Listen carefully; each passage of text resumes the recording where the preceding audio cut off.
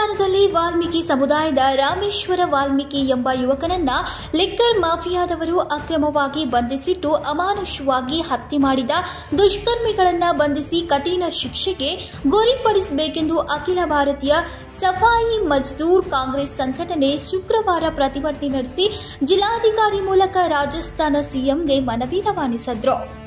ರಾಜಸ್ಥಾನದ ಜುಂಜುನ್ ಜಿಲ್ಲೆಯ ಗ್ರಾಮದ 27 ವರ್ಷದ ದಲಿತ ಯುವಕ ರಾಮೇಶ್ವರ ವಾಲ್ಮೀಕಿಯನ್ನ ಅದೇ ಗ್ರಾಮದ ಲಿಕ್ಕರ್ ಮಾಫಿಯಾದ ಗುಂಪು ಅಪಹರಿಸಿ ಅಜ್ಞಾತ ಸ್ಥಳದಲ್ಲಿ ಕೈಕಾಲುಗಳನ್ನು ಕಟ್ಟಿ ಹಲ್ಲೆ ಮಾಡಿದ್ದಾರೆ.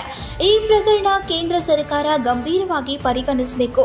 ಲಿಕ್ಕರ್ ಮಾಫಿಯಾಗಿ ರಾಜಸ್ಥಾನ ಸರ್ಕಾರ ಕಡಿವಾಣ ಹಾಕಬೇಕೆಂದು ಆಗ್ರಹಿಸಿದರು. ಇಲ್ಲಿ ಉಪಸ್ಥಿತಂತ ಭಾರತೀಯ ಬೌದ್ಧ ಮಹಾಸಭಾ ಜಿಲ್ಲಾಧ್ಯಕ್ಷರು ಹಾಗೂ ಕಾಂಗ್ರೆಸ್ ಮಜ್ದೂರ್ ಪಕ್ಷದ ಕಾರ್ಯಕರ್ತರು ಹಾಗೂ ಜಿಲ್ಲಾಧ್ಯಕ್ಷರು ರಾಜ್ಯಾಧ್ಯಕ್ಷರು ಪರವಾಗಿ ಅಧಿಕಾರಿ ಬೆಳಗಾವಿ ಇವರ ಮುಖಾಂತರ ರಾಜಸ್ಥಾನದ ಮುಖ್ಯಮಂತ್ರಿಗಳಾದ ಇವರಿಗೆ ಒಂದು ಮನವಿಯನ್ನು ಸಲ್ಲಿಸಿದ್ದೇವೆ.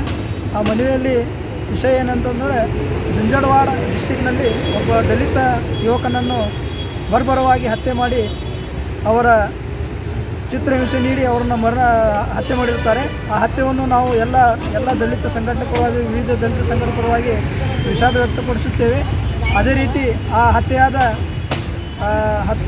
ಕೊಲೆಗಡುಕನನ್ನು ಬಂಧಿಸಿ ಆತನಿಗೆ ಉಗ್ರವಾದ ಶಿಕ್ಷೆಯನ್ನು ಕೊಡಬೇಕು. ಅದೇ ರೀತಿ ಅವರ ಕುಟುಂಬಕ್ಕೆ ಸಾಂತ್ವನ ಹೇಳುತ್ತೇವೆ ಮತ್ತು ಅವರಿಗೆ ಒಂದು ಸರ್ಕಾರಿ ನೌಕರಿ ಹಾಗೂ ಅವರ ಕುಟುಂಬಕ್ಕೆ ಆರ್ಥಿಕ ಪರಿಸ್ಥಿತಿ ಅನುದಾನವನ್ನು ನೀಡಬೇಕೆಂದು ನಮ್ಮ ಮಜ್ದೂರ್ ಪರವಾಗಿ ಹಾಗೂ ಭಾರತೀಯ ಬೌದ್ಧ ಮಹಾಸಭಾ ಪರವಾಗಿ ನಮ್ಮ ಈ ಮನವಿ ಮುಖಾಂತರ ಬೆಳಗಾವಿ ಜಿಲ್ಲಾಧಿಕಾರಿ ಮುಖಾಂತರ ಮಾನ್ಯ ರಾಜಸ್ಥಾನ ಮುಖ್ಯಮಂತ್ರಿಯವರಿಗೆ ಮನವಿಯನ್ನು ಸಲ್ಲಿಸುತ್ತೇವೆ. ರಾಜಸ್ಥಾನ ಜುಂಜಡವಾಡ ಡಿಸ್ಟಿಕ್, ರಾಜಸ್ಥಾನ ರಾಜ್ಯ, ಜುಂಜನವಾಡ ಜಿಲ್ಲಾ.